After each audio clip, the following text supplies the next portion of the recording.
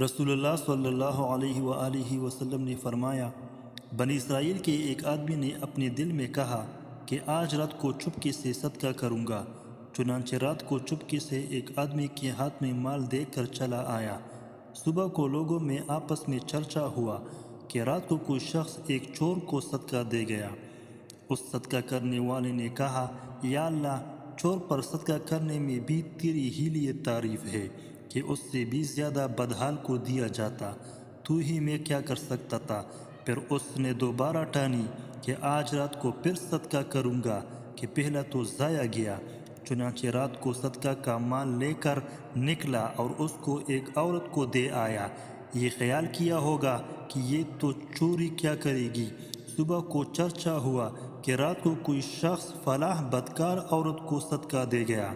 اس نے کہا، یا اللہ، تیرے ہی لیے تعریف ہے زنا کرنے والی عورت پر بھی کہ میرا مال تو اس سے بھی کم درجے کے قابل تھا۔ پھر تیسری مرتبہ ارادہ کیا کہ آج رات کو ضرور صدقہ کروں گا۔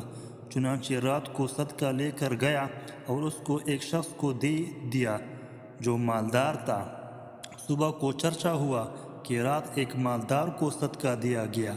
ایک صدقہ دینے والے نے کہا، یا اللہ، تیرے ہی لیے تعریف ہے، چور پر بھی، زنا کرنے والی عورت پر بھی اور غنی پر بھی۔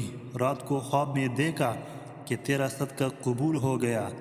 تیرا صدقہ چور پر اس لیے کرایا گیا کہ شاید وہ اپنی چوری کی عادت سے توبہ کر لے، اور زانیہ پر اس لیے کہ وہ شاید زنا سے توبہ کر لے۔